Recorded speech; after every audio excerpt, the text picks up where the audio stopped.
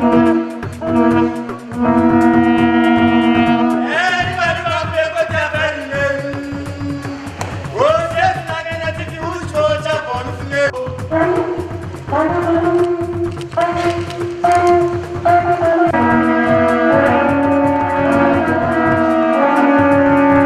the Arts Awards, the first of its kind, and we're so proud to have you in here with all your tight schedules. You still made it. Thanks so much, Your Majesty the King Otumfuo Osei Tutu II, to grace this program with your presence. And with that, I'll humbly seek your permission to start this event. Thanks so much.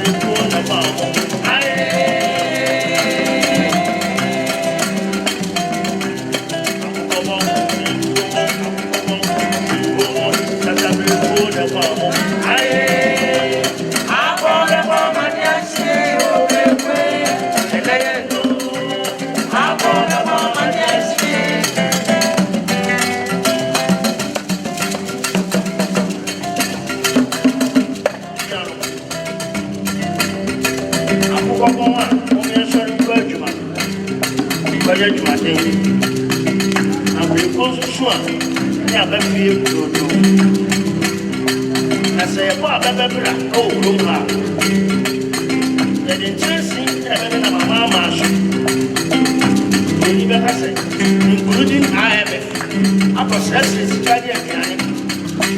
Stand or Crowley, and for that kind of work.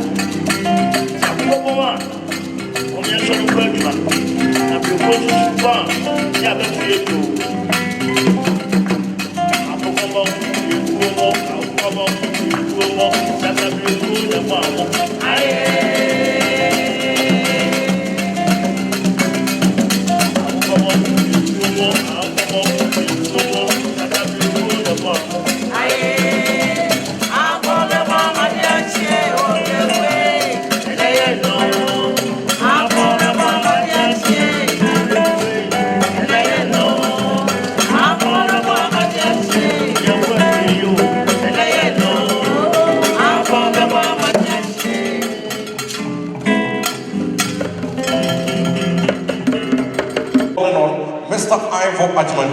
To give us the welcome address. A round of applause for him. Otumfuo Osei Tutu II, distinguished recipients of the maiden Asantehene Otumfuo Osei Tutu Art Awards, ambassadors, high commissioners and diplomats, visiting patrons of the arts beyond our shops and within, chiefs and traditional leaders, ladies and gentlemen. On May 18th, the world marked International Museum Day. Whilst tonight is an event, it is but a coincidence of planning. The impact of this distinguished assembly has only come into its own. Between the 10 individuals who will shortly receive this inaugural Artist Laureate Award, their works are or have passed through over 200 international museums around the 6 continents. They have been recipients of major art awards and for over 50 years have been part of the avant-garde second generation icons. Professor Emeritus of Painting and Sculpture, public artists and galleries, they have been the creators of the homes of the powerful and everyday people. This assembly is in place because a year ago, on May 1st, 2024, the Asantehene expressed the wish to the Menchia Palace Museum to look at ways of sustaining contemporary Ghanaian art, which had recently been at the mercy of European, American, and Middle Eastern markets.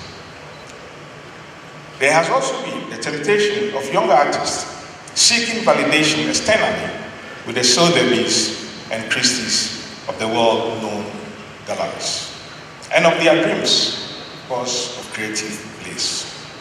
This was when the British Museum and the Victoria and Albert Museum returned the 200-year-old Ashanti gold and silver regalia, looted from Kumasi, and which led to the exhibition Homecoming, Adversity, and Commemoration. If artists should be engaged through awards for their most exotic works and acquisition for the new contemporary gallery, which is here, that Otumfuo has recently built, it was thought that the industrial leaders should be acknowledged first. It was not difficult to do so by the jury and with your endorsement as private collectors with Lady Julia. Surprisingly, these recipients were also delightedly surprised of their feathered glories. They have traveled from across the country to be here, and with families who live in England, the United States, and over 70 others from our national capital, Accra, the Volta region, as well as the Upper East region. The inaugural recipients are upper-class artists who are friends, love each other, and some say they are also wealthy. It is perhaps the first time in decades of their gathering. An art professor at Yale University in the US told me last week that after today, it will be difficult to get these men of the world together again. The other delight is that the new museum you will soon unveil, Otumfuo, will be the first in the country to collectively have their handmade works. A wrapping sculpture decoration of the interior walls with fine woods of El Anachi's signature installation of fame. It is similar to the draping wall sculpture corridor of the 2007 Venice Biennale that took the world by storm. There are Atudilaki's early 1970s paintings, as well as Abdani Glover's oil ones, Neo's commemorative works, Peggy Appiah's 80-year-old collection of gold lace, yet proverbial meanings and of fine art, of Kwame Akoto, better known as Almighty Arts, and Nana Opoku Amponsam, all coming together in different ways and stories. Not least are the architectural stereotypes of the Serugu Women's Organization for Poetry and Art, and of course, the pioneer keeper, Frances Adebola, daughter of Kumasi's famous resident jurist, Samuel Okai Bashi Aiden, who your uncle, Prempeh II Otumfuo, made the first president of the Ashanti Cultural Society. Of the 10 recipients, 8 are here. Peggy Appiah is gone to the other world, but represented by the daughter, Adjoa Pia. Frances Ademola is 97, and of course could not come, but a granddaughter is here. The Menchia Palace Museum's new acquisitions of their artworks and others could be quantified to over $400,000. When this part of the ceremony is over, we will see 14 of them at the improvised corner gallery before we go to the new museum with them.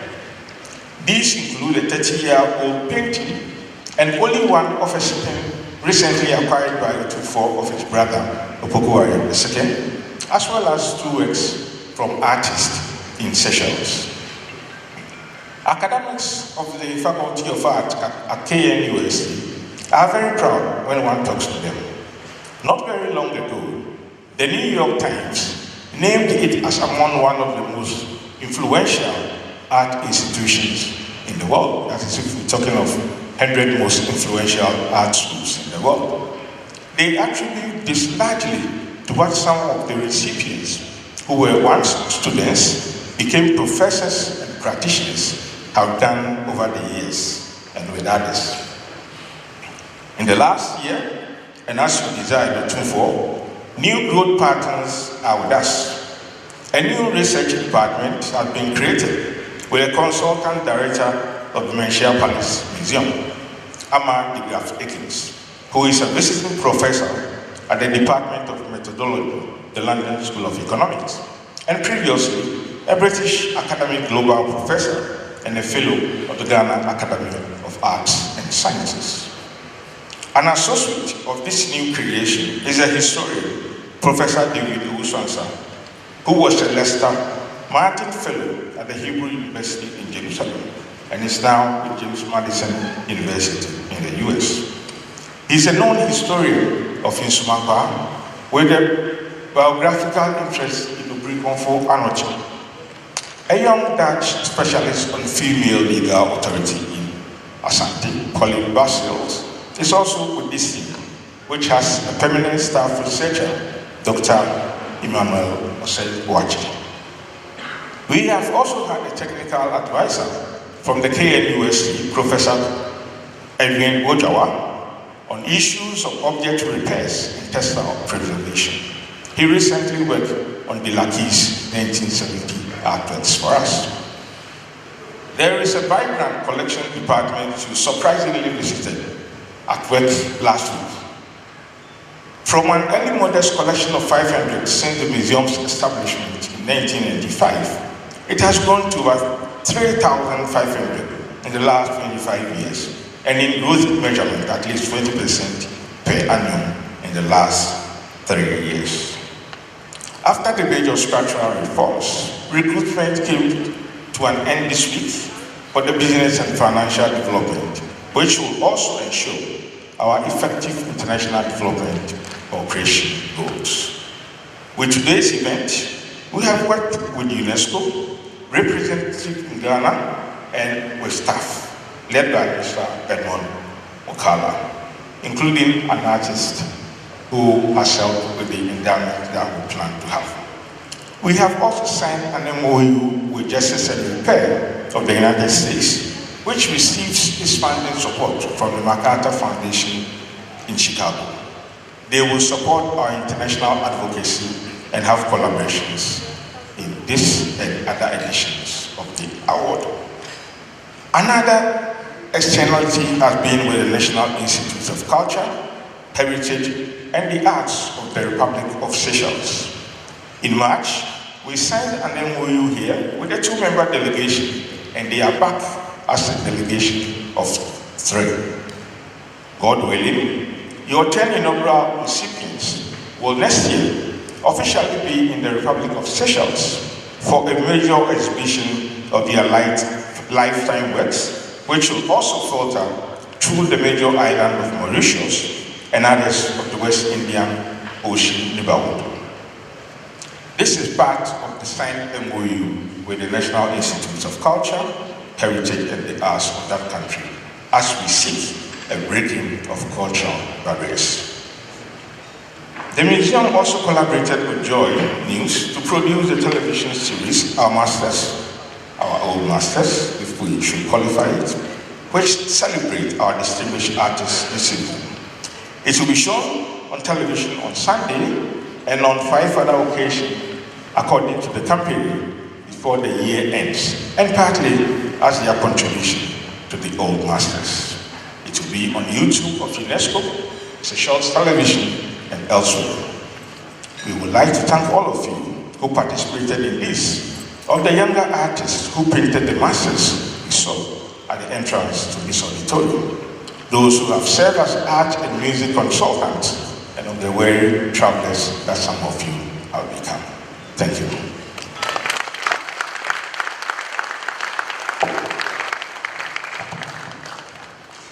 Thanks so much,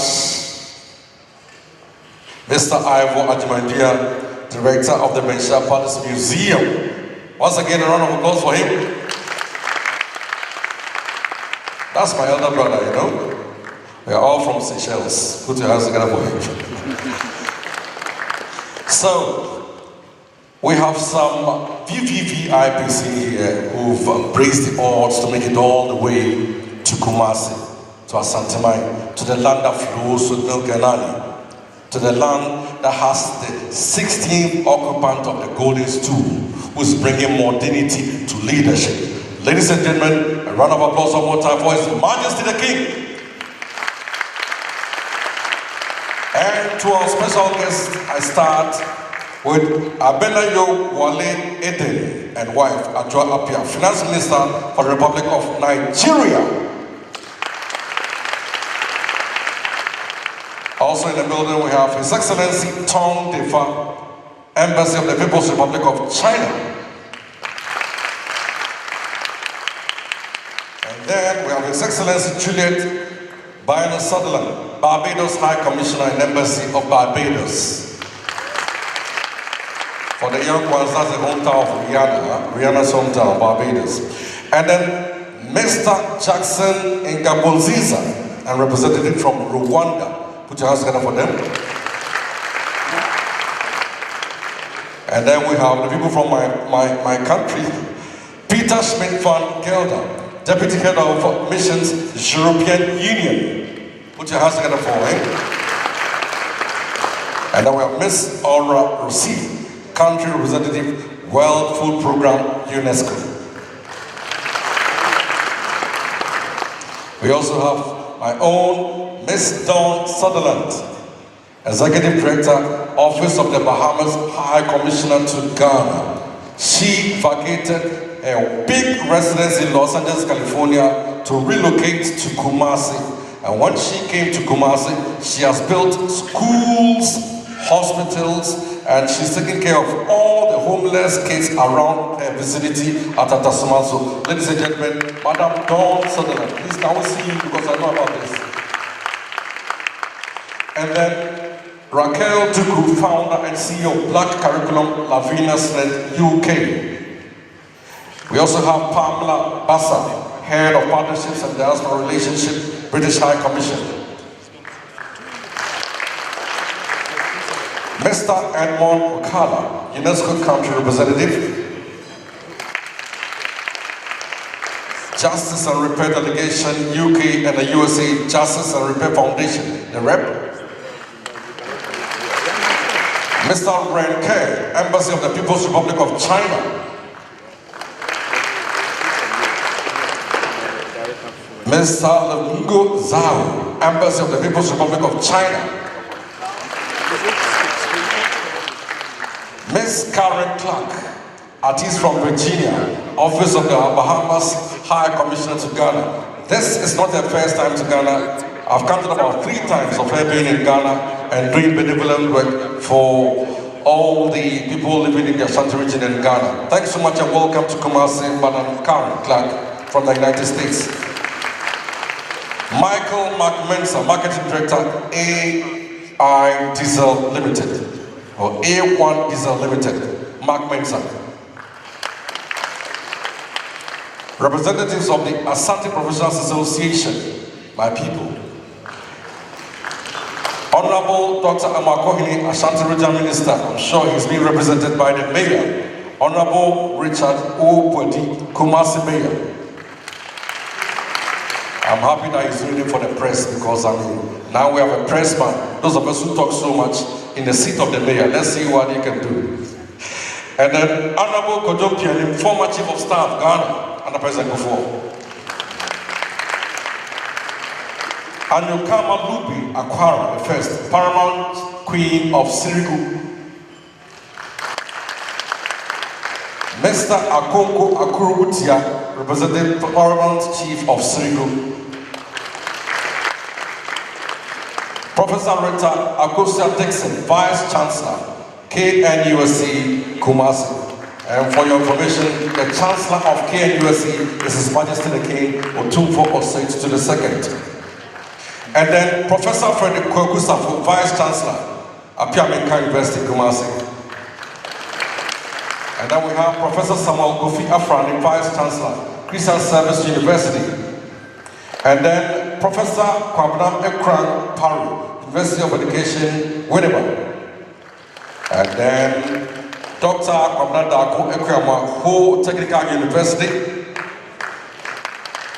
Professor Amma de Graft Aikens, University of Ghana, Legon. Mr. Anthony Jim Fuga Fiato of Anyako Oto.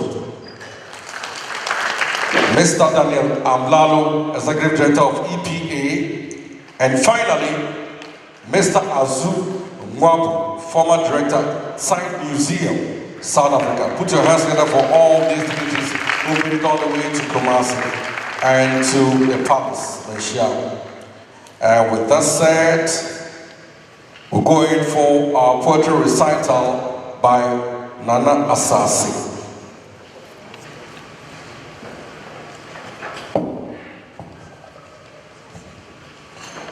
When a child is called before his elders, he dare not name names or call titles lest he misses one and be made to pay a fine. And so, Your Majesty, I salute you. The beard is the broom with which our elders gather wisdom. Our elders raise their beards in the dew to lose the pigment of youth. But when you meet an elder who totes no beard, you might have picked all of life's experiences. I crack my nuts in the knees of the elders, and so I know the sound of the hollow bone. I salute you, my elders. Revered grey beards, backs without which we have no front, tongues without which we have no song, fire without which we have nothing to set the rest of the plan. It is by no mistake that we sit at the center of the world, and we sit in the El Dorado that the explorers used. Welcome to this blaze of gold. Where in the beginning, after he said, let there be light, and we serve water for all the purposes of washing your hands of all the sins you might have committed, washing your feet of the traveler's dust, washing your brow of the traveler's heat. We offered water to quench your thirst, not your thirst of water itself, for every traveler is indeed in search of knowledge. Water to quench your knowledge. Welcome to this place. The world could not count our steps, and so we chose to call it tongues. Welcome to this place where we beat our chest because our chests are as good a drum as any animal's skin could ever be. And I am simply a child learning the ropes of the world and the ways of my people. I am a lonely dreamer, traveling to distant homes to nurse my germinating journeys and to see my adventures as fruit for my daring.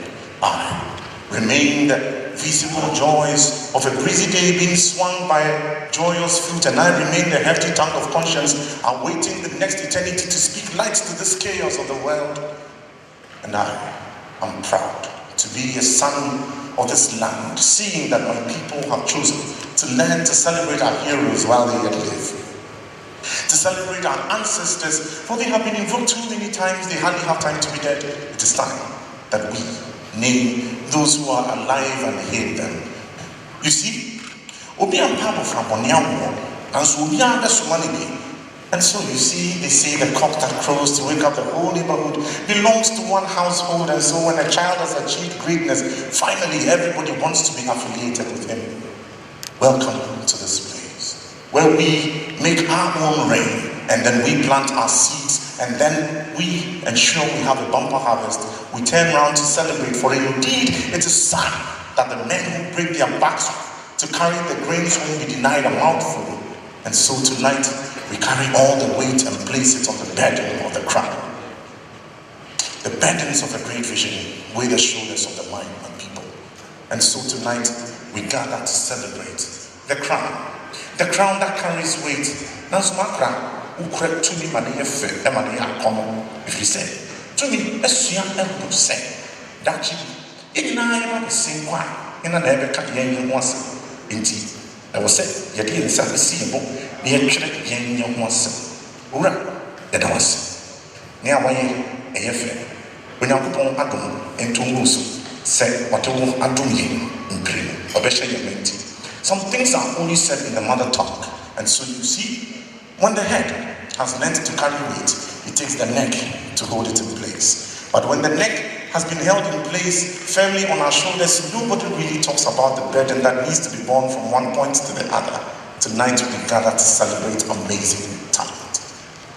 They say we will cross 7 rivers of life, 1, 2, 3, 4, 5. And so when you are at 10, you have weight. What we drew, why you drew the bone, was it in to drew. Tonight we celebrate 10 of our amazing people. 10, put our fingers together. 10 exceptional talents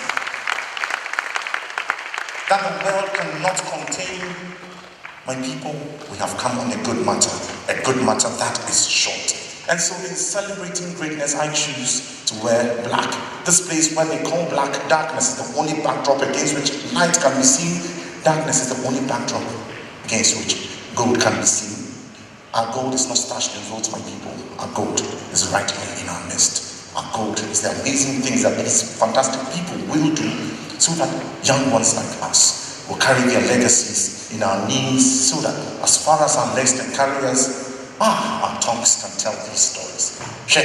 Let them say, my year in Senna Jose, my year no more in Chima, Ebisuania to the Kutujunia Kandacha, a Wokrank one of it. A friend and assassin. Or Mama Quentin offers. I am the writer king who sips communion wine from the calabash. Tonight I came to pour libation, not with drink. Tonight I came to pour libation to you and you and you. All of you who keep the center of the world going round, and the world has no option than to turn with it. A child that will live long needs no charm. If you doubt me that this will live long, look round, look to your neighbor. And then when I pass, look behind me. Asantehene ebetina hoda. Ghana ebetina hoda. Diopem Swadia Bay ebetina hoda. And as I say, on Mama Quentin be off, I say, Missy, when you meet two chia. Ubedi, when you meet two general swan, met with. If you say, as someone marking, no cray. Majano, Medani Chichemua. And as a money, a dincra. Iwa, Osei, on deeper susu, and in near Otija Adasa, and near my son. To me, any to me at ye, Obi. So when you are the one, or what? Ajiname, and Bofrana, dear, may come. Officer say, your best share, your bar, Pimbo, so your Ghana dish, Pimbo, so your son's mind dish, Pimbo. See, we are saying it to me who say, and the Yakin. And yes, it will be minimum on Yankopon as an end. This good matter is yet to be started from the very beginning.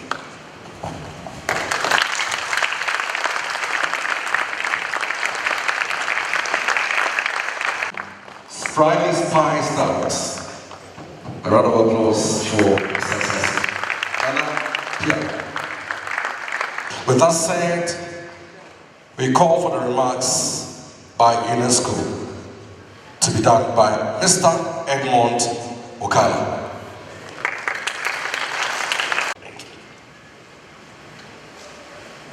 Asantehene, Otumfuo, Osei, Tutu, Otosu, Mieno.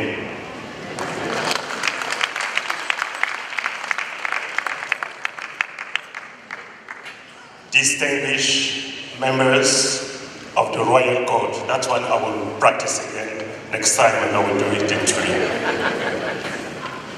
Representatives of the governments present here and officials, excellencies, members of the diplomatic corps, development partners, donors agencies, our dear elders, honorees who are present here,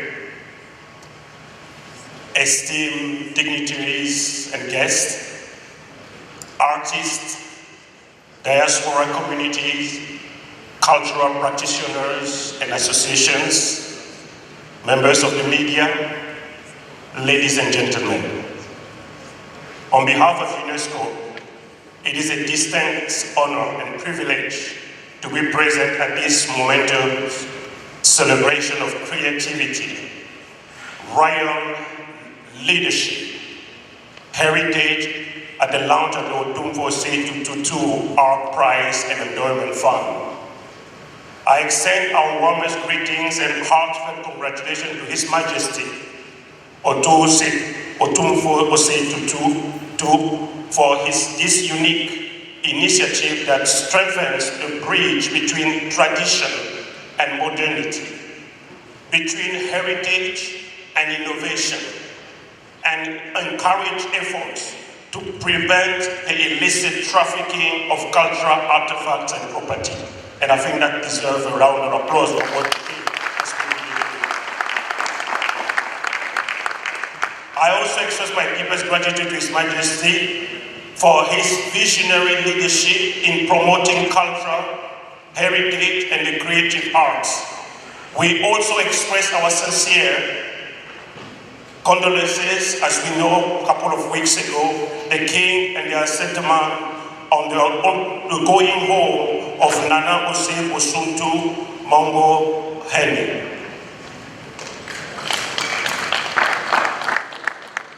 The Otumfuo Osei Tutu Art Prize and Endowment Fund, the first of its kind, stands at the transformative interface between traditional practice and contemporary expression, showcasing how Ghanaian culture continues to evolve while remaining anchored in its rich and diverse roots. As the President of the Republic of Ghana highly emphasized during the recent launch of the Black Star Experience, saying, I quote, "Ghana is a nation proud of its history, rich in talent, poised with lead Africa's cultural and creative renaissance to provide truly a proud Black Star experiences." The prize here today exemplified that leadership. The Marshall Palace, as the heart of the Asante tradition, remains a beacon of living heritage and a powerful reminder of the enduring value of culture in shaping identity, unity, and progress. The Asante Kingdom has long been one of the guardians of Ghana's intangible heritage, showcased in its royal regalia, tradition, government system, oral history, textile art, and architecture, to name only a few. It is a source of inspiration and a pride not only for Ghana, but for Africa and the rest of the world. So today, as the event set against the rich legacy of the Asante Kingdom, reinforce our shared belief in culture by recognizing artistic excellence, nurturing the next generation of cultural bearers, and creative sustainable pathways for young people, particularly women and youth. We position culture to thrive through the arts, as we will say, indeed, Asante yo man. Dear awardees, it is known that you possess unique abilities to capture the essence of words around you. You translate emotion into colors, thoughts into melodies, and dreams into words. You speak the language of the soul, a language that transcends the barriers of time and culture, illuminating both the minds and the souls, weaving together colors, sounds, and emotions that resonate within us all. Through each brush stroke, every note, every word, you have invited us to see the world through your new eyes, to feel the joys and sorrow that life has to offer. In every gallery that display your work, in every concert hall that echo with your music, and in every book that bore your name, you left an indelible mark on our culture and our lives. You are not just creators but visionaries. You dare to dream and to challenge the norms of society. You understood that art is not merely a reflection of the world, but a catalyst for transformation. Each piece you crafted was a piece of your soul, a glimpse into your innermost thoughts and feelings, a glimpse into your lifetime. Yes, in your lifetime, you have faced challenges, moments of doubt, and the harsh criticisms that often accompany the pursuit of greatness. Yet, you persevere. Your resilience served as an inspiration to us all, reminding us that the path to creativity is often fraught with obstacles. It is not the absence of struggle that defines an artist, but rather the courage to rise above it.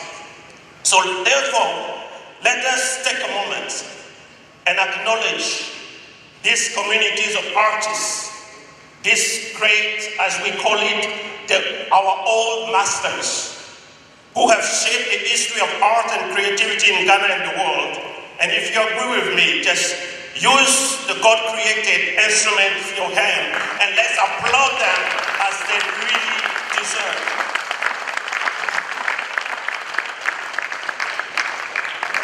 Ladies and gentlemen, I thank you for joining me for that tribute.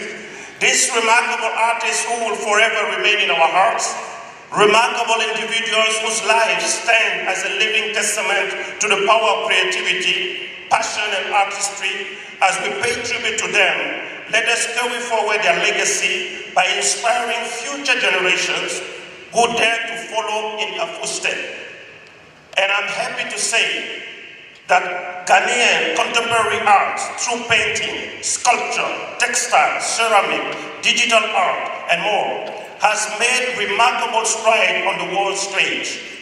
From the internationally acclaimed Ghana Freedom Pavilion at the Venice Biennial curated by Nana Ofiarata Ayi, to the global respected platform like Gallery 1957, Nubuke Foundation, Ibrahim Mahamas Red Clay Studio, and Amoako Boafo Stott Ateliers Ghana is a redefining of the boundaries of African creativity. The Art Prize launched today, therefore, does more than just reward excellence. It cultivates a generation of living human treasures, such as Agiako Nimo in traditional music. It invites young and emerging creatives to become masters of their crafts and contributors to national identity and global artistic discourse. It also promotes dignity through art, and it inspires unity through cultural pride. Thus, our celebration goes beyond the honoring of artistic excellence. It is a powerful reaffirmation that art, culture are central to national development, resilience, and national identity.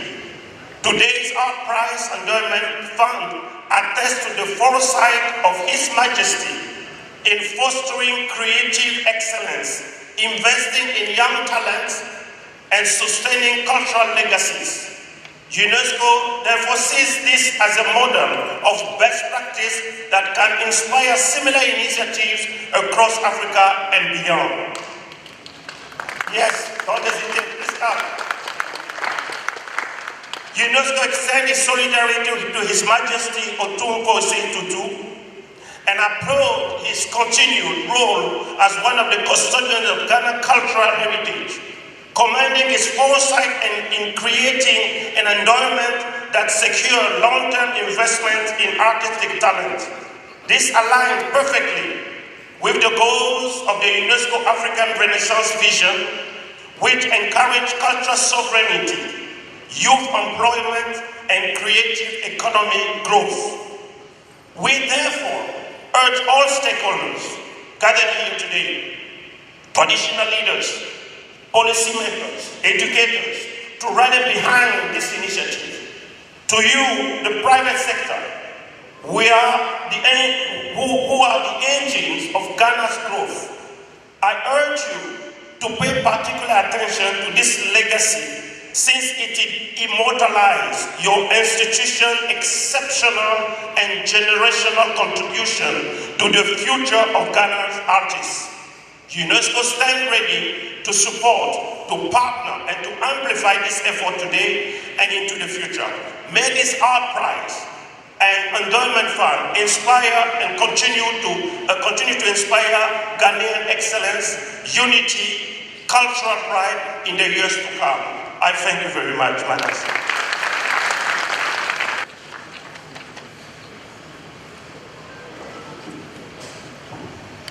A round of applause one more time for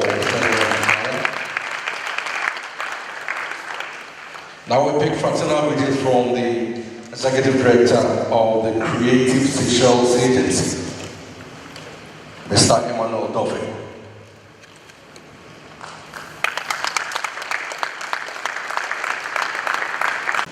His Majesty Otumfuo Asantehene, distinguished guests, ambassadors, and members of the diplomatic corps, distinguished artist laureates, distinguished ladies and gentlemen, good evening. On behalf of the Seychelles Cultural Institute, it is a pleasure to be in Kumasi again in less than 2 months after we signed an MOU with the Police Museum. This is one of the most progressive and promising for the Indian Ocean Islands as it continues to engage better with the rest of the mainland continent. Our collaboration is in the creative arts and museum management, which explains why a strong delegation from the Seychelles Cultural Institute is present here tonight. When Ivo Ajemen Due was in Seychelles last year, he purchased some contemporary paintings of women's social mobility in architectural design for this museum. He explained that in the 1890s, women fashion in Seychelles had impact in Kumasi as the Asante Seychellois dressed the same way in the 1930s and 40s. Some of the architectural and landscape scenes of the Asante exile camp was also an interest. The home gardens of some of the Asante returnees, as reflected in the paintings, he told us, were Creole habits from Seychelles and had been cooking spices. We have since brought other paintings and received tons of work, of literary work of Ghana and West Africa for our National Library. The role of history is important in the unfortunate history of slavery we share. The Indian Ocean, one which is not as better known as the transatlantic, though its aftermath of European imperial rule was very much felt. It was the one which ironically underlines our common heritage. Art for art's sake is a popular saying. Art as a commerce is as true as the world is. But we are motivated by what one of your recipients, Arthur de la Cuisse, is quoted to have said in this event's brochure. I quote, "The practice of an art is merely a reflection of the life and vision of the artist, if he has been honest with his creation, with his creativity. Therefore, whether he makes a name or not is immaterial. What matters is whether the creativity made him a better person or not." This is profane for us. On our visit last year, we visited the impressive galleries of some of today's recipients. We are strategizing on how we create an avenue for sale of their works within the Western Indian Ocean Islands. The decision of the Menchia Palace Museum to extend an invitation to us and a slot from next year for our best artist as an Asantehene Arts Award recipient alongside Ghanaians is an opportunity we cherish and we are forever grateful. In the first week of next month, Ivo will be in Seychelles as a visiting scholar in Museum Economics of the National Institute of Culture, Heritage and the Arts. He will lead workshops that would also engage the Central Bank of Seychelles and its museum. It has also been through this Palace Museum that we will benefit from courses by the Fowler Museum of the University of California, Los Angeles, and of the Victoria and Albert Museum. As we look forward to such progressive collaborations, we will want to thank you, the Asantehene, and the museum's management for your historic sense of sharing. May the journey we have begun, guided by the Asante spirit, continues for years to come. Thank you.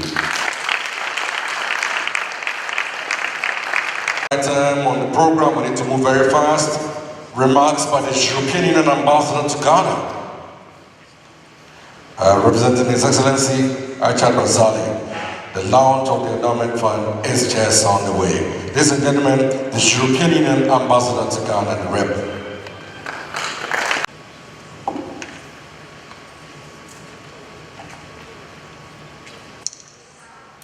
Your Royal Majesty, Otumfuo Osei, Tutu II, Honorable Abla Tifa Omashi, Minister of Tourism and Creative Arts, the Honorable Ofori Ajiman Wadi, Mayor of Kumasi, UNESCO Country Representative, Mr. Edmund Mukala, members of the Diplomatic Corps, Nananom, ladies and gentlemen,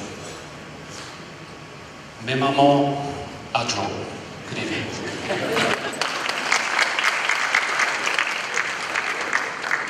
I see a pattern emerging as the night proceeds, so I try my best. On behalf of His Excellency, the EU Ambassador, Achad Bazali, it's my distinct honor to represent the European Union here tonight to celebrate creativity and cultural heritage at the occasion of the inaugural Asantehene Art Awards.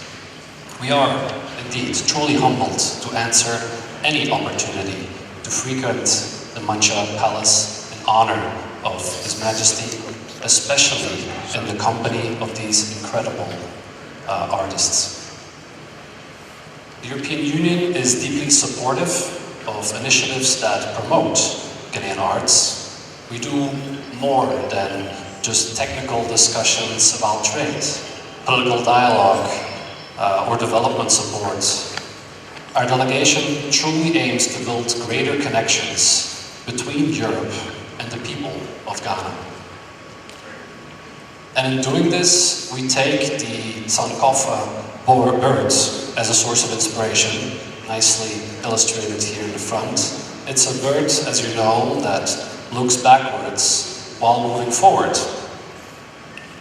After all, the long-standing partnership between the European Union and Ghana aims to acknowledge and honor its roots as we jointly advance in the future.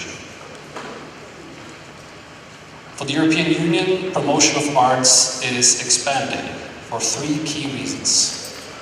The first is the importance of the preservation of cultural heritage and celebration of diversity. From the Bolga baskets to Asante architecture to the kente that beautifies this entire nation, Ghanaian arts truly illustrate the history and diversity. Secondly, the European Union also promotes the arts as it builds community. I think this should not be underestimated. Art forms like the spoken word, like music, painting, are really essential forms of human expression and inspiration that helps to build bridges between communities, but it also creates mutual understanding and tolerance amongst communities that may differ. And third, the European Union supports the arts because it serves as a mobilization vehicle for young people.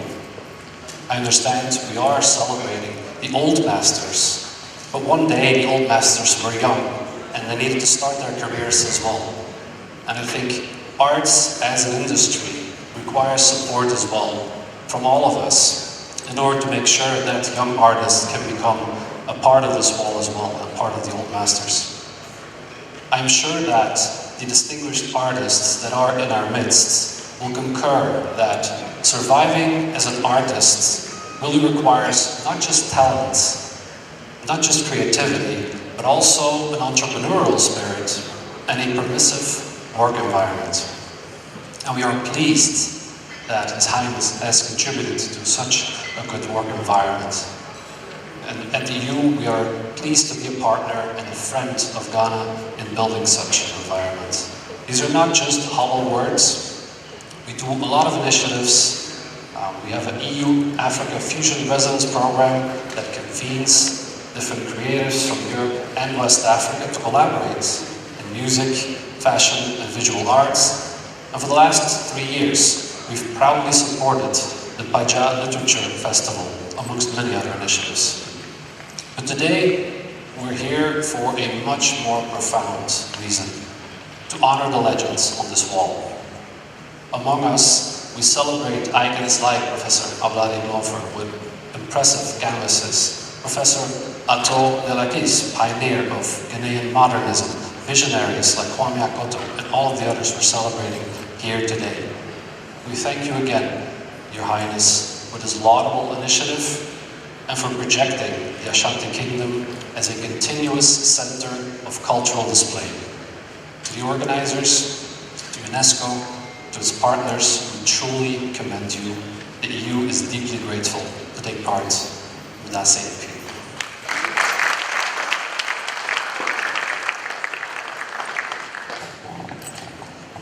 Thanks so much, European Union.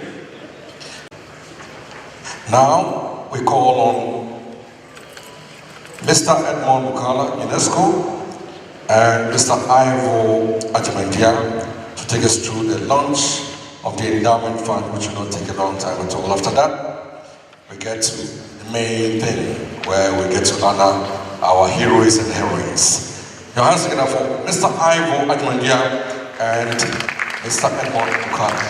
The launch of the endowment fund.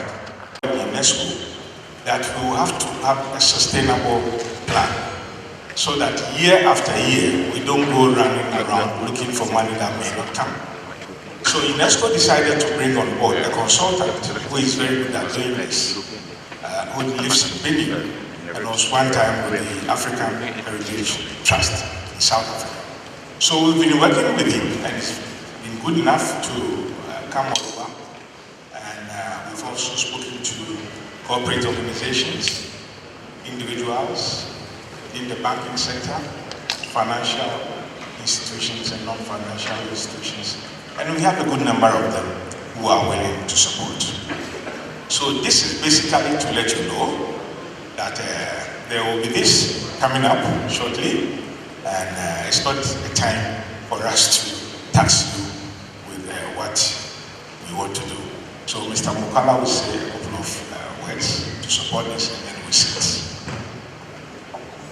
Thank you, Ivo. So we just really to underline, as he has presented, that one of the elements that we're really looking is to really perpetuate this legacy and to ensure that we make it sustainable. So with the endowment, it makes it more disconnected with search of funds every year, and particularly it would provide a guarantee for the younger generation for more perpetual means, where this award would now be given to all the various artists that will be performing and really participating in this competition.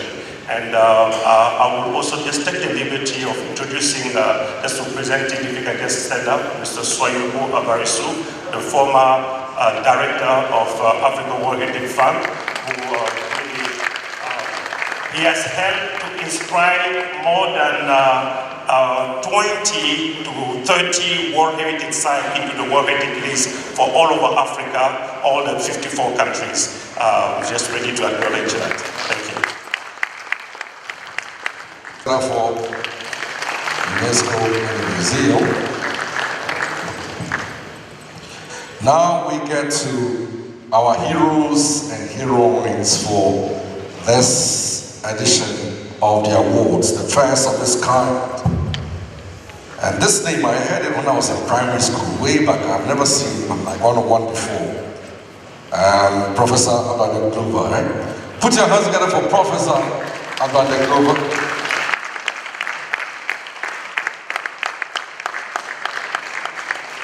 And then there's another one that's going to be honored today as well. Ato Delaki. Let's see them.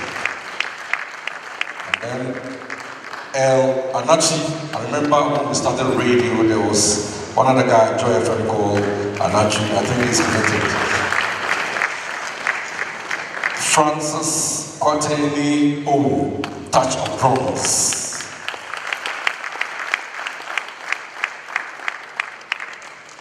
Francis Ademola, Lady of the Loom. Ghanaians always hear Ademola, mine goes to football. Now, Peggy Apia, Folklore Princess, Painter, Collector, and Author.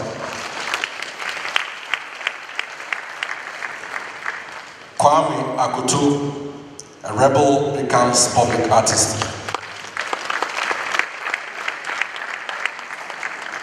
And then Melanie Kesasi and Swopa. The Swopa is an acronym.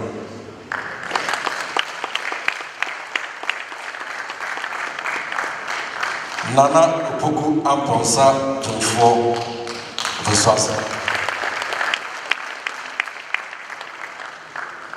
And Ghanata College of Art and Design.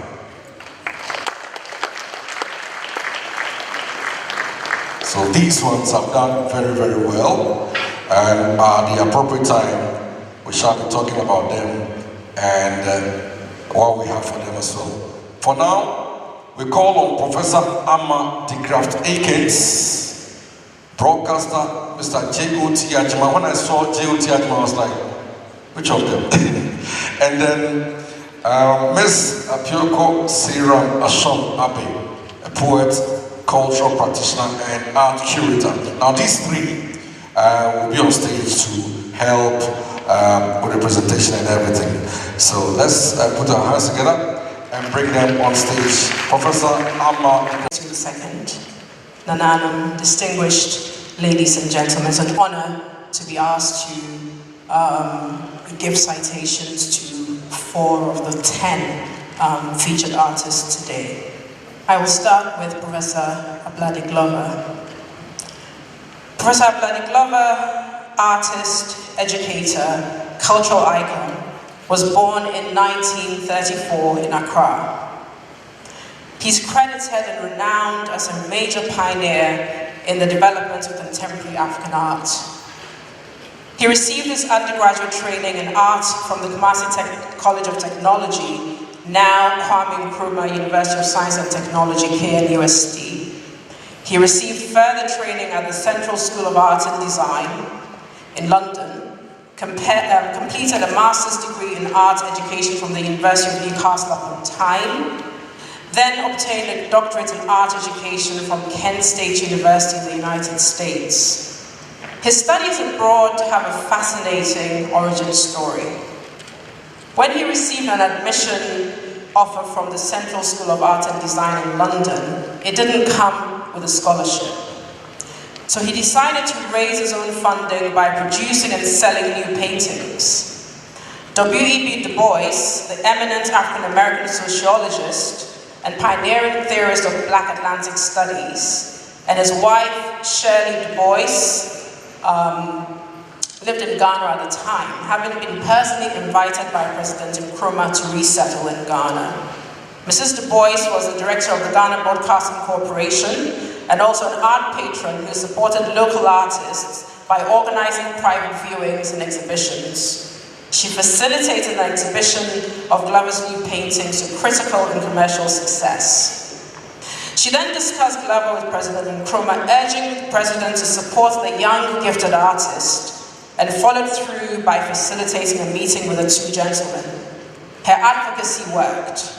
Nkrumah's cabinet approved a scholarship for the young artist to undertake graduate training in the UK. This set off his graduate training journey in the UK and the US. After his PhD, Glover returned to Ghana and took on an academic position at KNUST.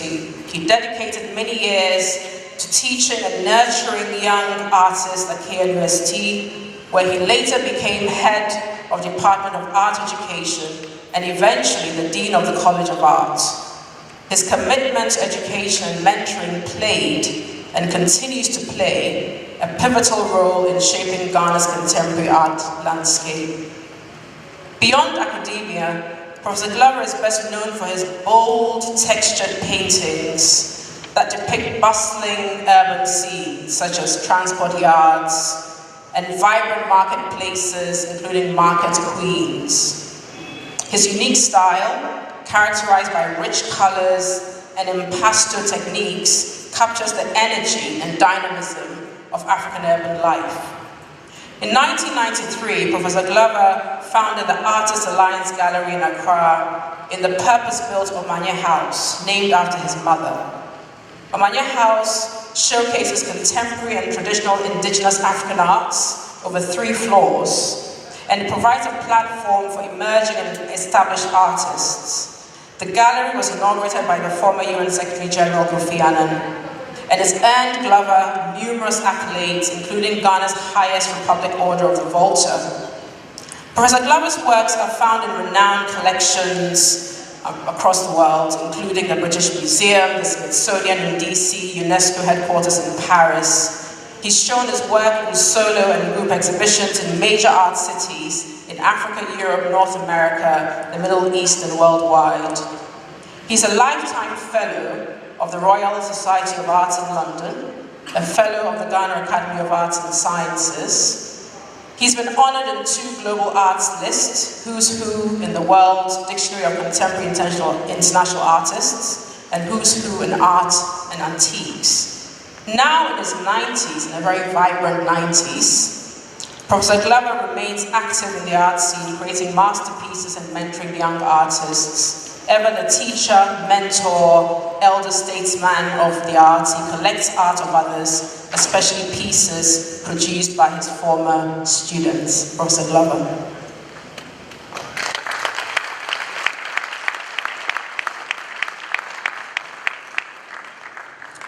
The second artist I've been honored to give a citation for is Professor Atu Delaki. So Professor Atu Delaki was born in Cape Coast in 1945 and is a celebrated contemporary artist known for his expressive paintings speaking to historical themes, such as the Sahelian horsemen and their adventures as wandering traders in the 17th century.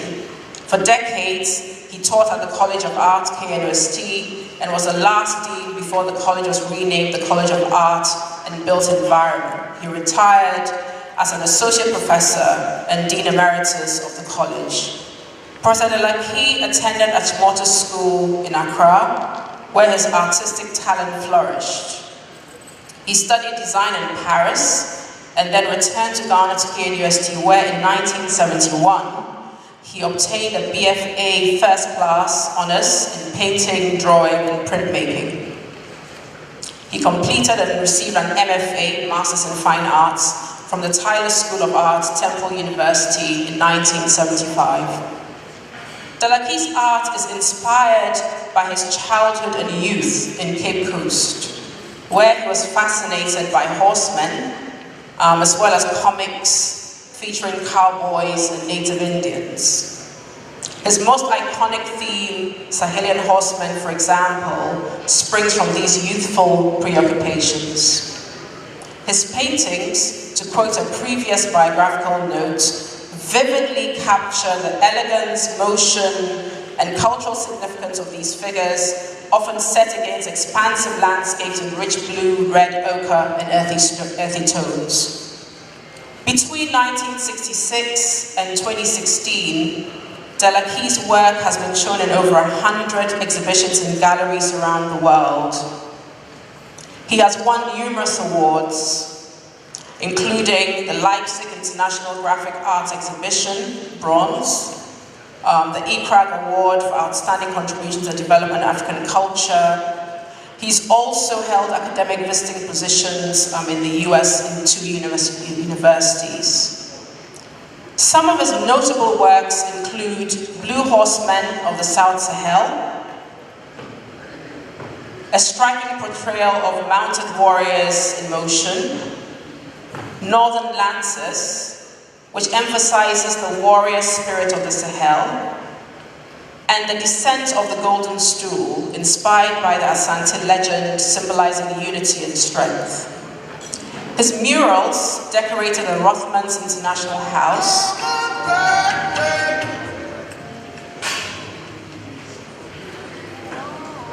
the National Parliament of Ghana, and Kwame Nkrumah's Young Pioneers Building, which was destroyed in 1962. Professor Delaki is an avowed Pan-Africanist and anti-colonialist. His paintings trace deep connections to African histories and identities. He also writes on these themes in journals and essay anthologies, for example, Art and Nonsense in Relation to the African Condition, and Why African Artists Should Also Write. Ladies and gentlemen, Professor Atu Delaki.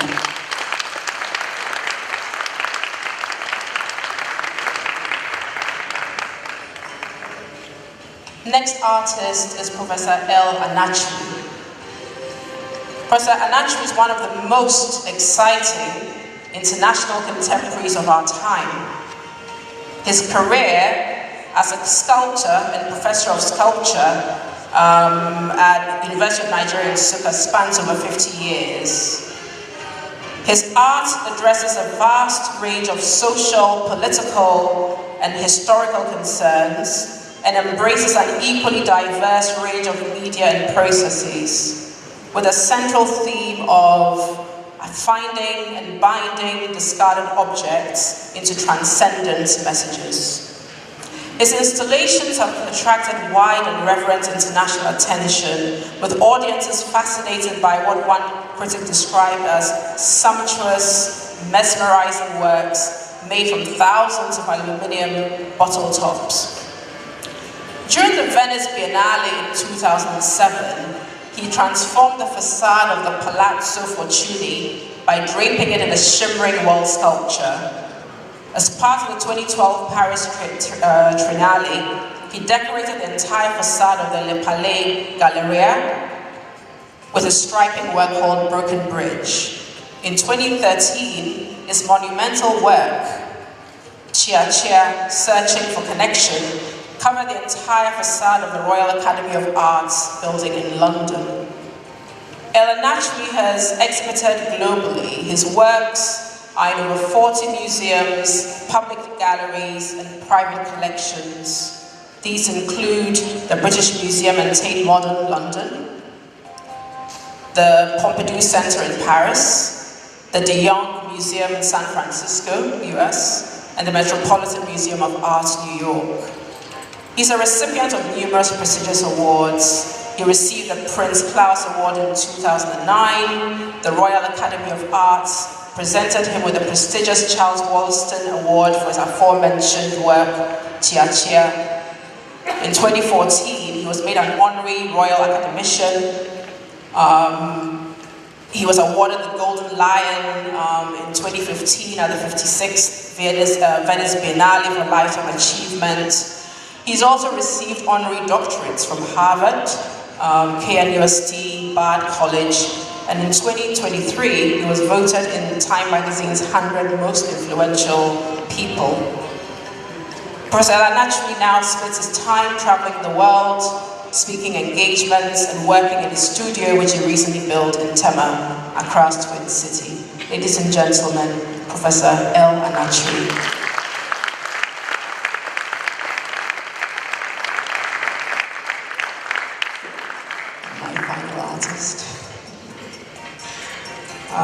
Francis Kwate Ni-Owu.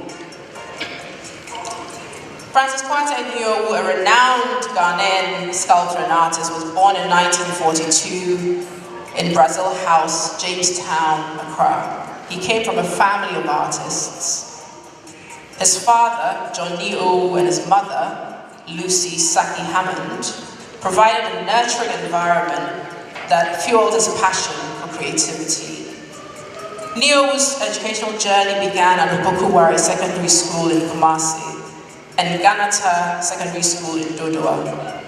In 1966, he enrolled at the College of Art, University of Science and Technology, Kumasi. He migrated to the UK in 1968, where he continued at Putney College of Art in London. He then enrolled at the London Film School, where he graduated in film direction. In the 1970s, while he was trying to find his niche in the arts, he formed an alliance with a globally celebrated South African sculptor, Giovanni Schumann. Encouraged by Schumann, Ni-Owu experimented with various media, such as industrial materials, chemicals, and metal powders, and eventually developed his own unique cold casting technique. This technique involved the use of bronze, brass, copper, aluminium, gold, silver, and other metals, casting designs of freestanding and wall-relief handmade sculptures and finishing them to a very high standard. In 1973, Ni-Owu curated his first exhibition, a small collection of sculptures at the Commonwealth Institute in Kensington, London. The impact and response of this exhibition encouraged him to carry on in the gold casting technique which to date has accrued a collection of over 1,000 designs. Over the decades, Niowu has participated in numerous international exhibitions and has commissioned for prestigious projects. One of his most notable commissions came from the BBC in 1981, where he designed reliefs for the BBC's state-of-the-art lifts at Bush House in London. He also designed the coat of arms for Bahamas Embassy in London in 1982. In 1990, he spent time in Japan, where he worked alongside Japanese sculptor Kuma-san. Returning to Ghana in 1993, after 24 years abroad, he focused on sharing his knowledge and built an international standard art gallery and studio workshop in Accra. Niowu's notable works include statues of Nana Amodu Kantamanto IV, Dr. Kwejiri Agri, and George Eckert Ferguson, as well as the piece design for the Kofi Annan International Peacekeeping Training Center in Accra. He has also created busts of all the presidents of Ghana, from Kwame Nkrumah to John Dramani Mahama.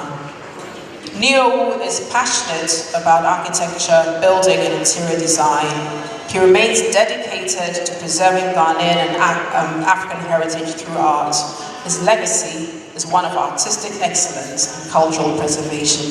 Ladies and gentlemen, Francis Kwate Niowu.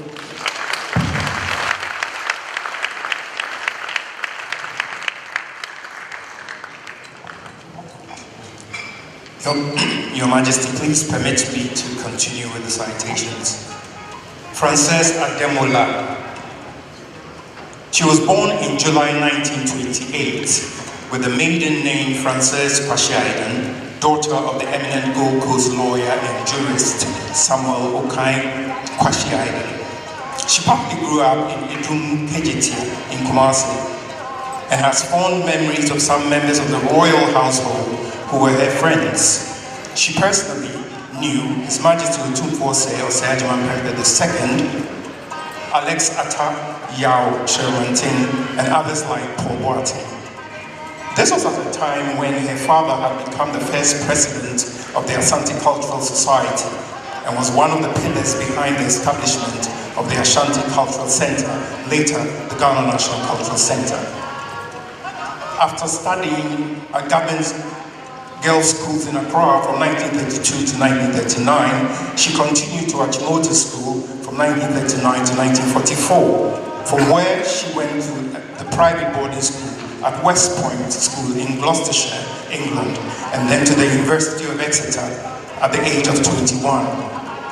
It was in this period that she became a fascinating sitter of good looks and was painted by the distinguished British painter and watercolorist William Reed, which painting formed part of an exhibition at the elite Royal Society of Portrait Painters at Piccadilly in London. Other photos of her, which would pass today as fashion, were by the London's National Portrait Gallery. Between the periods that her father served as Chief Justice of the High Court of Western Nigeria in 1960 and as the President of the Court of Appeal in East Africa in 1964, Ademola was also living in Nigeria. She got married to Adenikan Ademola, son of the Chief Justice of Nigeria, Adetukuntu Ademola.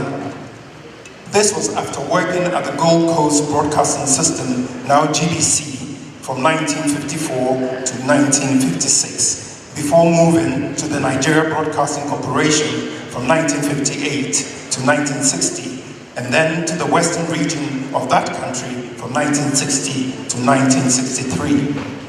It was at the NBC that she worked with the distinguished Nigerian author of Things Fall Apart, Chinua Achebe, as his production assistant. She saw not just the making of the bestseller book, but others like No Longer at Ease and The Arrow of God. It was not only Achebe though, as she immersed herself in Nigerian literature and visual arts. She also worked closely with future Nobel laureates Wole Soyinka, the poets J.P. Clark and Christopher Akingbo.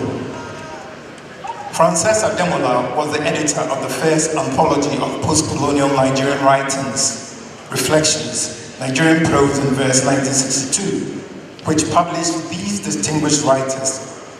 In an anthology of contemporary short stories, The Gods Who Send Us Gifts in 2017, to mark the 55th anniversary of the famous Makerere Conference on African Literature, which was edited by Ivo Ajimabia, Wole Soyinka, in a foreword, recounted what happened in 1962 on their way to the famous conference. Passing through customs, a Congolese soldier barked an order at Frances Ademola in French, which nobody could possibly understand. When she continued on her way, the soldier pushed her roughly. What followed was a minor fracas, but you don't show members of the Nigerian delegation and a woman at that. The Congolese had a mean reputation. Christopher Akibo, J.B. Clark and I got physical. It was after Ademola's return to Ghana 12 years later that she founded the first gallery, The Loom, in the center of Accra, at Kwame Nkrumah Circle, which gallery sold the artworks of over 100 artists, including Ablade Goloba, Atudelaki, and Larry Otu, who would go ahead to distinguish themselves. The Loom came into being because she realized that apart from the famous sculptor Kofi Atuban of Achimota School, the musician Ifrimamo, and the philosopher J.P. Dankwa, and a small group, the Ghanaian cultural landscape was not as big as that of Nigeria and not as exciting. Ademola also devoted time to public policy and served as board chairwoman of the Ghana Library Board, Ethics Committee of the Ghana Institute of Journalism, and Accra Red Church Council. At 97 years of age, she has received the Order of the Volta from the Republic of Ghana from President Jerry John Rawlings, among other awards. Ladies and gentlemen, Frances Ademola.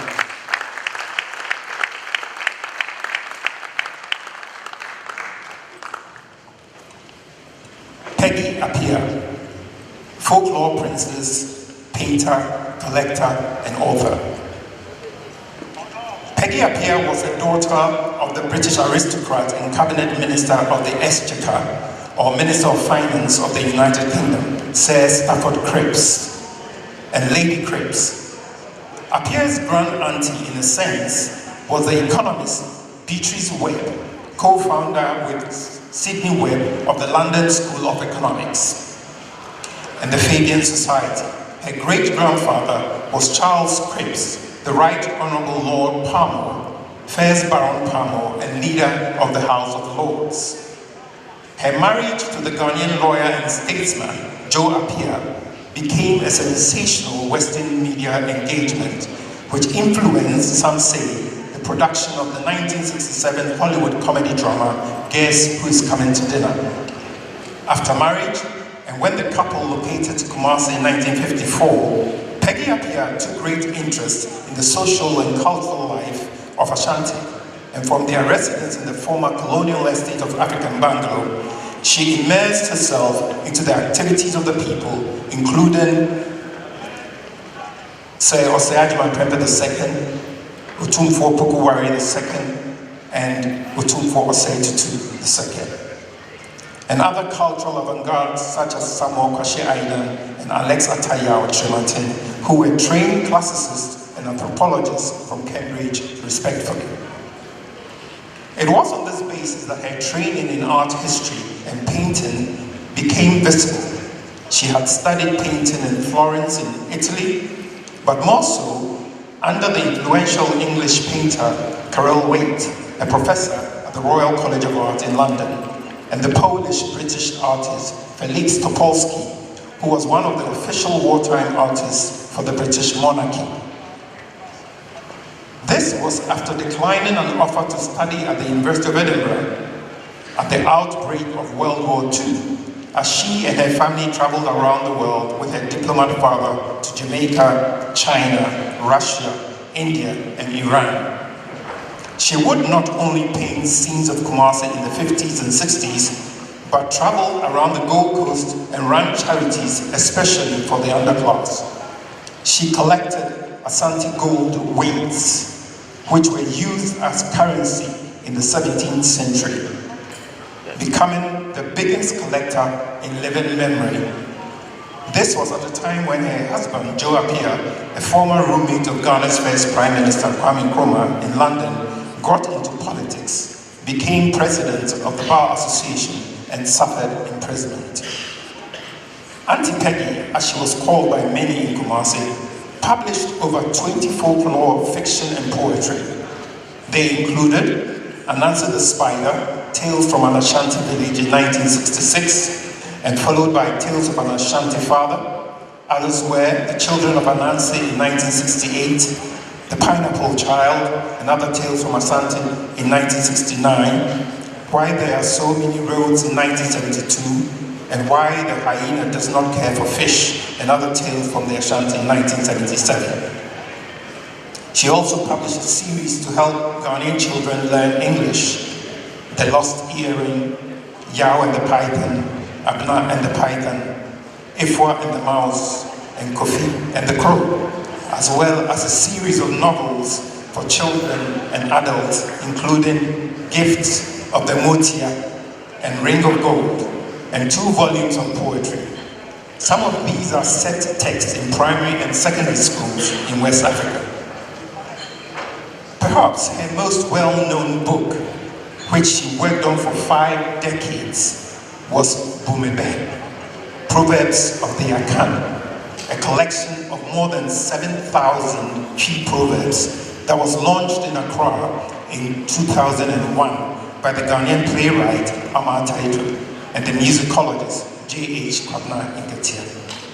Auntie Peggy was awarded the MBE by Queen Elizabeth II for her promotion of Anglo-Asante relations and an honorary doctorate degree from the Kwame Nkrumah University of Science and Technology.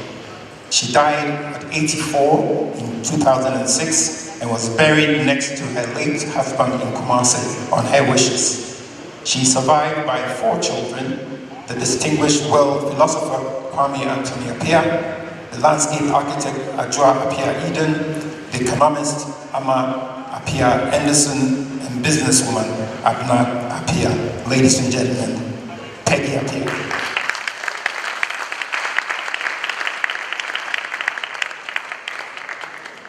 Kwame Akoto, a rebel becomes public artist. Kwame Akoto was born on November 25, 1950 in Ashanti New Town, Kumasi. He hails from Ntonso, a town known for its rich artistic heritage. His father, Openyin Kojo Apau, was an auto mechanic, and his mother, Madame Sarah Pipim, worked as a hairdresser. His maternal lineage is deeply rooted in leadership, as his grandfather, Mahiniba Kwegu Pipim, was the late chief of Ankasa. Originally named Anthony Kwame Akoto, he later chose to go by the name Kwame Akoto. At the age of 6, Kwame began his primary education at Ntonso SDA School and continued at Brahma LA School, where his passion for art became evident. Even as a young student, he was drawn to drawing and painting, often replicating movie posters he saw outside cinema theaters. After completing middle school, Kwame decided to pursue an apprenticeship in artwork rather than following his father's footsteps as a mechanic. He trained under 2 accomplished artists, Mr. Day and Mr. Kobia, in Imrom, Kumasi. Mr. Day was renowned for his expertise in hand lettering, whilst Mr. Kobia excelled in painting images. Kwame's father, however, was not pleased with his decision. He wanted his son to work under him as a mechanic and receive free training instead of paying fees to learn art. Determined to follow his dreams, Kwame took a bold step in 1965. One day, his father's driver brought home some money from his car sales, amounted to £2. Kwame, without informing his father, decided to use it to pay his apprenticeship. Enlisting the help of a lady from his house to pose as his elder sister, he successfully secured his place in the workshop. His father later sent 2 of his siblings to retrieve the money, but they returned with news that Kwame had only begun had already begun the training. Initially unhappy, his father soon began hearing glowing reports about Kwame's exceptional talent and hard work. Recognizing his son's potential, he eventually embraced his choice, even supporting him financially with pocket money to ensure he could focus on mastering his craft. After 5 years of training, Kwame became a master artist in 1969. Following his qualification, his father secured a place for him near Swami Methodist Church, close to the Kumasi Cooperative Motor Repair, which later became the National Vocational Training Institute and is now Swami Technical Institute. Kwame named his workshop Anthony Artworks, but a fellow artist with an existing workshop called King Anthony Artworks objected, fearing competition. Kwame changed the name to Almighty God Artworks, a decision that led to greater success. Interestingly, his competitor later changed his workshop's name to Mighty Jehovah Artworks. Over time, Kwame moved his workshop to different locations due to various challenges, including road expansions and professional rivalries. Despite this, his work gained international recognition, with pieces displayed in prestigious museums such as the Brooklyn Museum and the Fowler Museum in the United States. Beyond his artistic achievements, he has significantly contributed to road safety campaigns in Ghana. He has also trained individuals, both Ghanaians and foreigners, passing on his knowledge and skills to future generations. Ladies and gentlemen, Mr. Kwame Akoto.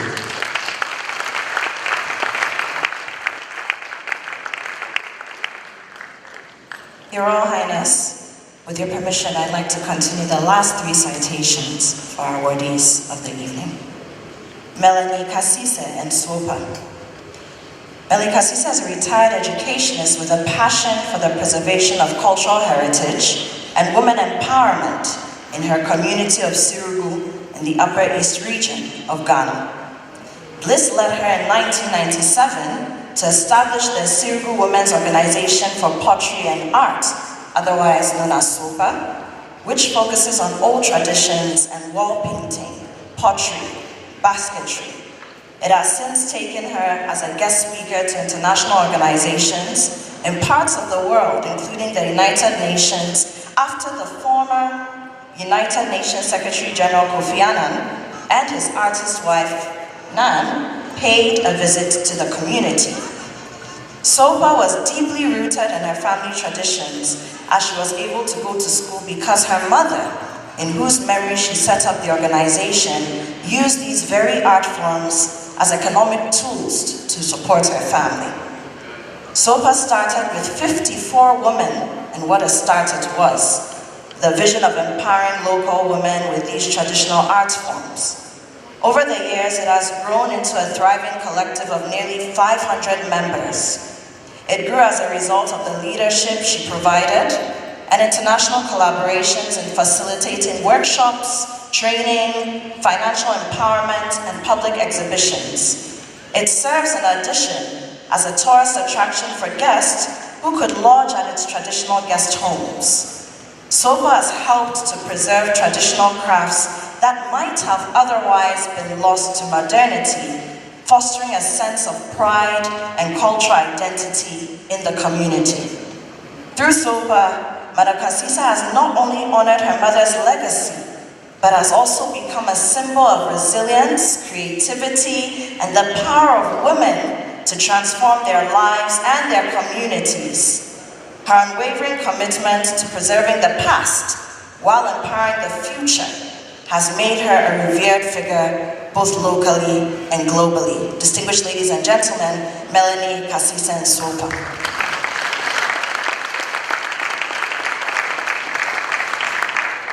Nana Opoku Amponsa Otumfuo of Nswasi. Born on 1st October 1959 at Nswasi in the Asantehene's Achiamhene Palace in Kumasi, Nana Opoku Amponsa Otumfuo's lineage is deeply rooted in royal service of goldsmithery. Son of Ekuya Anane of Apemam near Daban Kumasi and Opei Kwejo Amankwa of Adam Kwame. His father was a skilled goldsmith, and his grandfather served with honor as the Otumfuo Asantehene, the king chief's linguist, a role great prestige brought to the cultural importance in the Asante Kingdom. Nana Opoku began his formal education in 1966 at St. Peter's Roman Catholic School in Bumpata, Kumasi, after which his father, recognizing the value of vocational training, arranged for him to learn goldsmithing under the mentorship of Osei Kwekuba.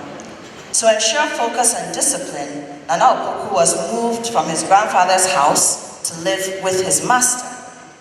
His master later traveled to Liberia, leaving him to continue his training under the tutelage of Osei Kwame Drabin. However, over time, Nana Opoku realized his expressed interest in auto mechanics. With his father's support, he transitioned to train in Peugeot repair motors in Kumasi, and he became a commercial driver. While at that, and following the passing of his uncle, the then Otumfuo Bromhene, the elders of his family and community decided without his prior knowledge to nominate him as his uncle's successor. They were led by the Asafo, a chief stool carrier at Asafo, and he was eventually informed of the unanimous decision as the next Otumfuo's Bromhene. Nana Opoku accepted the responsibility, and on 5th March 1990, he was officially sworn in, pledging his service and loyalty to the Asantehene. In his role, Nana Opoku worked closely with the Otumfuo, bringing his craftsmanship and traditional knowledge into the service of the kingdom in which we are sitting this evening.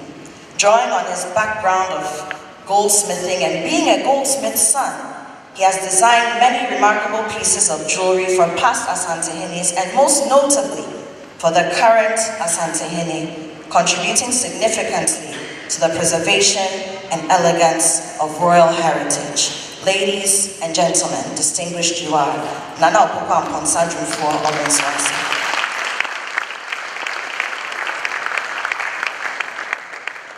Now this is not an individual.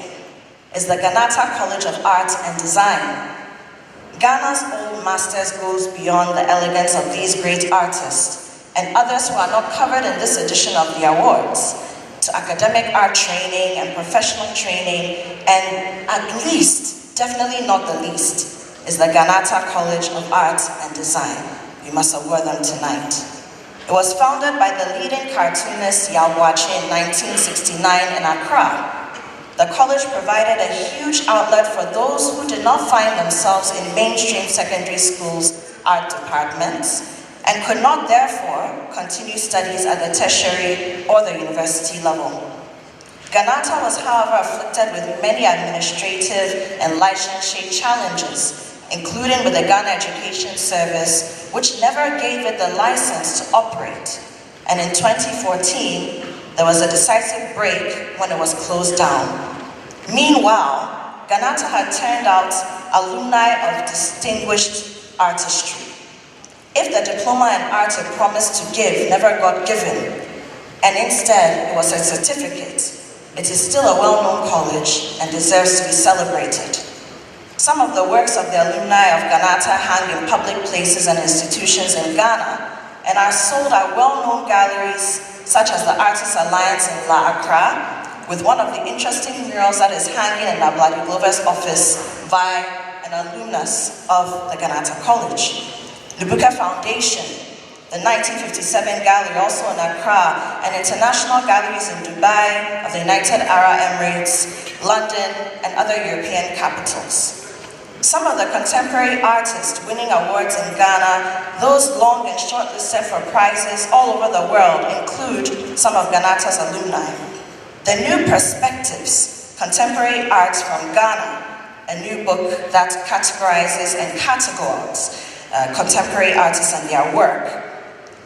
It discusses eminent artists, including the college, such as Kwesi Owusu and Koma, who studied between 1971 to 1974 at Ganata and would become a well-known artist in Germany. Between 2012 and 2014, after which the college was closed down, at least 12 graduates from the 2-year streams had gone on to become national and international artists.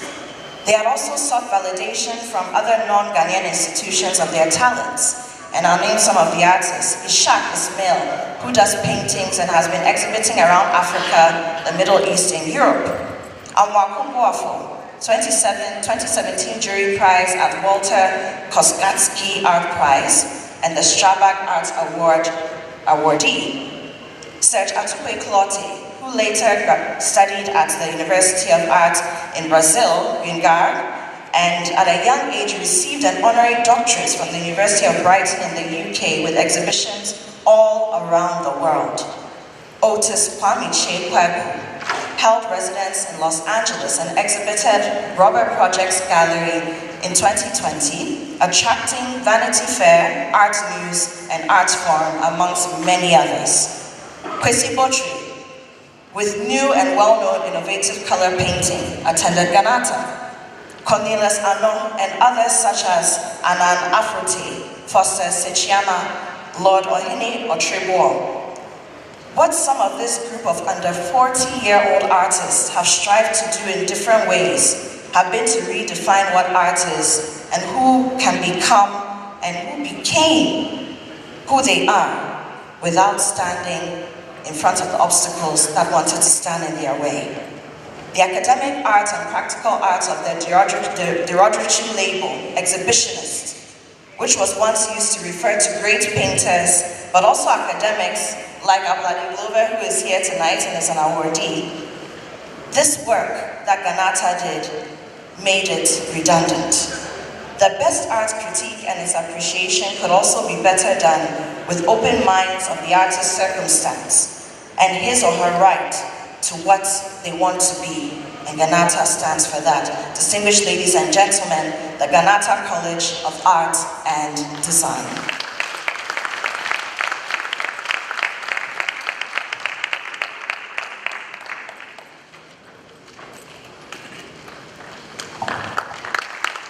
Thanks so much,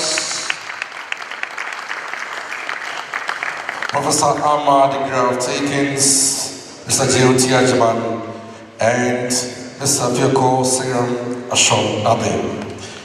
Distinguished guests, ladies and gentlemen, it's now time for the real deal, the highlights of tonight's program. And like Aristotle said, the aim of art is to represent not the outward appearance of things, but the inward significance.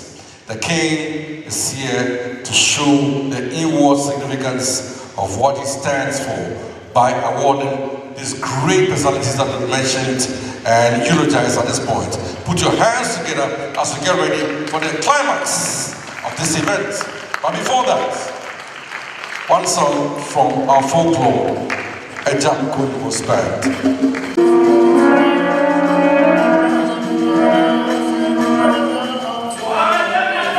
So now, when you hear your name,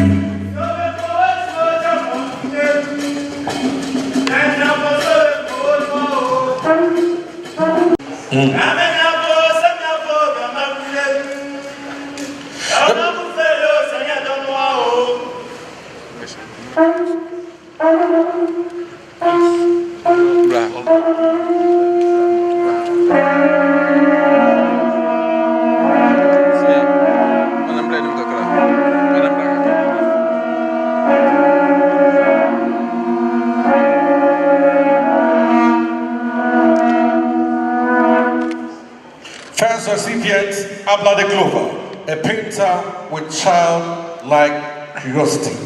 First recipient of the award. When you hear your name, you come and pick your award. Please put your hands together for Professor Abla de Glover.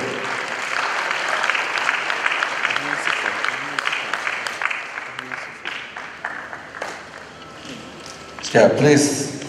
That handshake is very, very important and is full of blessing.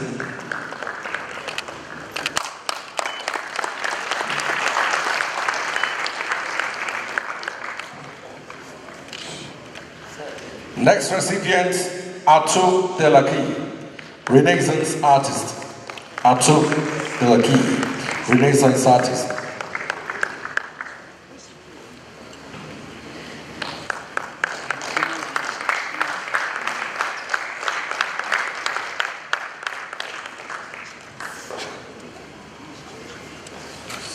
And Anklato is closely followed by El Anatri, prodigious installation artist.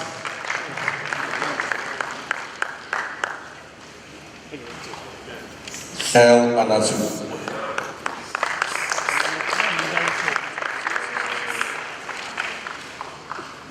Next in line, Francis Kote-Ni-O, Touch of Bronze. Francis Kote-Ni-O, Touch of Bronze.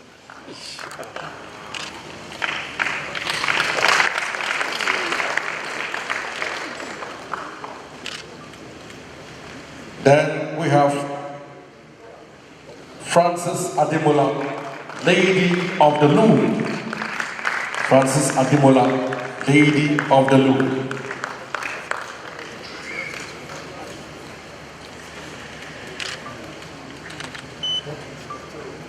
Right after that, we have Peggy Appiah. Peggy Appiah, folklore princess painter, collector and author.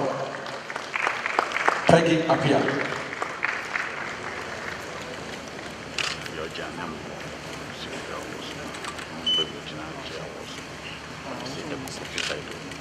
Yeah. Next is Kwame Akoto, a rebel becomes public artist. Kwame Akoto, a rebel becomes public artist.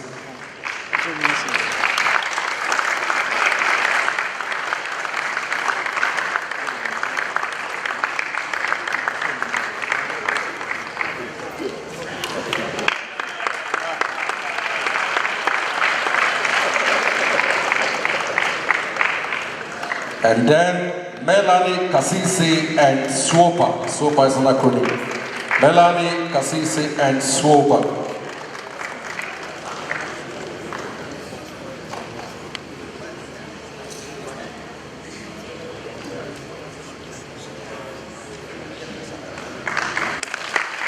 Melanie Kasisi, Swopa.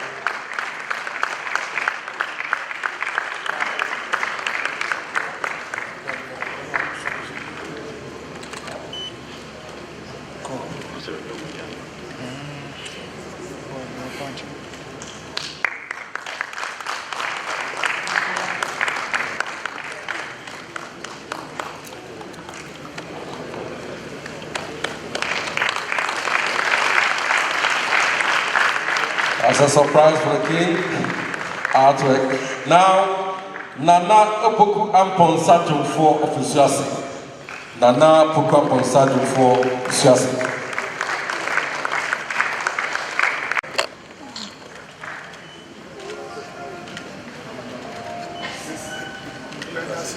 And the last, but not the least, Ghana College of Art and Design. Now, if you picked an award, it means you have to come for that last photograph. All of you, those who picked the award. But Ghana College of Art and Design are coming for the award now. Ghana College of Art. And when you finish picking, it's important for the sweat and hard work. So if you picked an award, please join Ghana and the rest of them for the photograph. His Majesty, and then you will come for his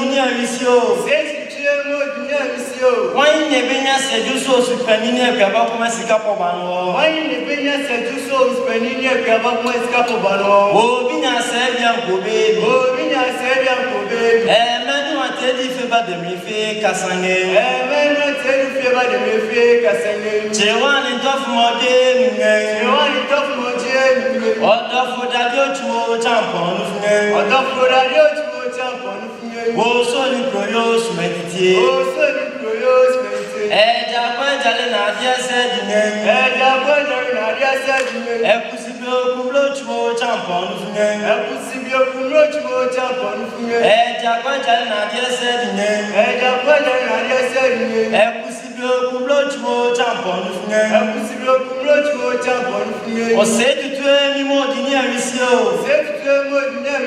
One nam suma enka bonkuntu ne nkosoba kana ni Asantehene. One nam suma enka bonkuntu ne nkosoba kana ni Asantehene. Obinya sebia kobe. Black bakana ne from Prodem Ferris. Me ma da koya bine. Ya do ne dia kuba jota to champon. Ya do ne dia kuba jota to champon. Wo to sika sama ne jakunye. Jakwe baba kodun from. Baba kodun from. Hina free from Prodem Ferris.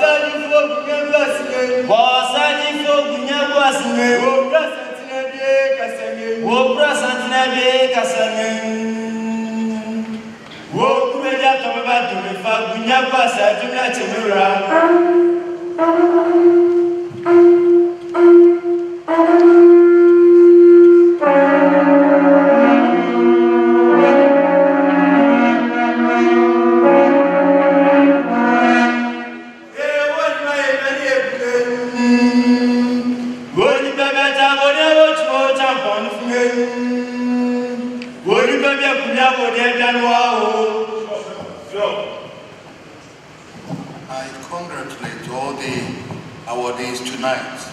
It's been an honor to have you here, and it was my wish that this came to be. So all those who were chosen were people that I thought were worthy of this award. So I thank you very much for coming.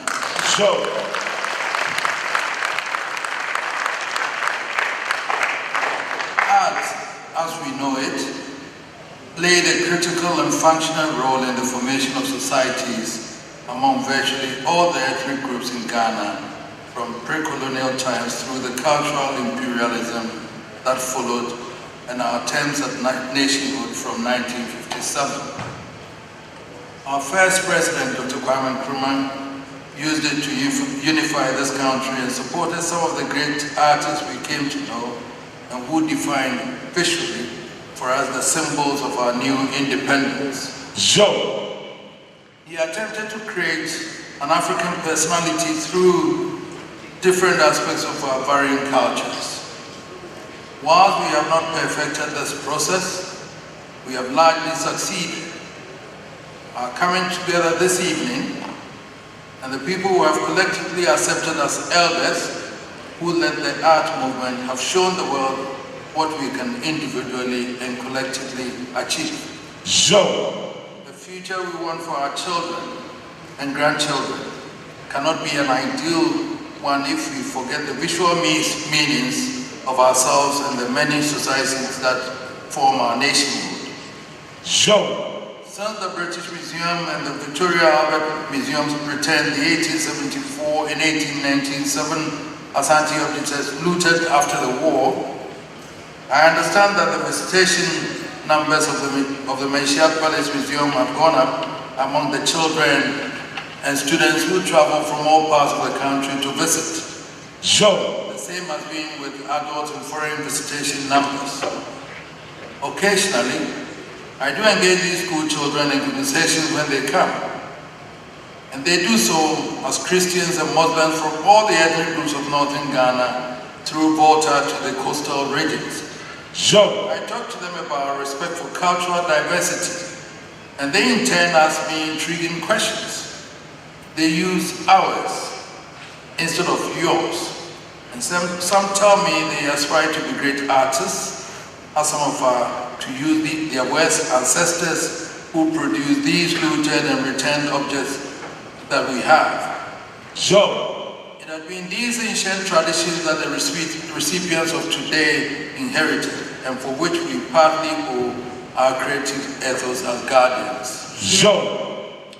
It was also because of this that from May 1st, the management of the museum decided to give a complimentary lunch bag to all the 4,000 children who visit. Sure. There have been commendations from other stakeholders, especially development cooperation partners, of such little gestures. If a common national heritage will come out of diversities, it will be then that we will be perfecting our nationhood. And when we do, these distinguished artists will forever be remembered. Sure. You do not need to be of different ethnic group or geographic part of this country to acknowledge them. Long before I gained my current status, I knew them, not because they were coming to the palace to meet my uncle, Premper II, and brother Bukwari, but their works spoke to all of us. Niomu, Abdel Glover, Atul Laki, and all the people who have received this one. We knew them before. Sure. Mrs. Ademola Adelou, when I first came from London and established an office there in 1988, she was selling, she had an art gallery. As the museum director intimated, my wife and I are private collectors of some of their works. And I know she wanted to be here to talk to Atul and then Abla de Glover, and then Ni, you know, she's been chasing you for so many times because unfortunately she's in Accra now, but I know that she's watching us and she's going to talk to you again on these things. Sure. I'm happy to see you in your glorious ages and can only wish them God's many more blessings. And I wish that the wisdom that you have in the creative arts will still continue for us and that you'll bequeath it to the young ones also. Sure. Therefore, stand here on behalf of you who are here, and if I may be permitted, other compatriots, for our mutual appreciation of our common goal and of one nation, one people, for the arts that they've created for us. I thank you all very much this evening for coming here. Thank you. Sure.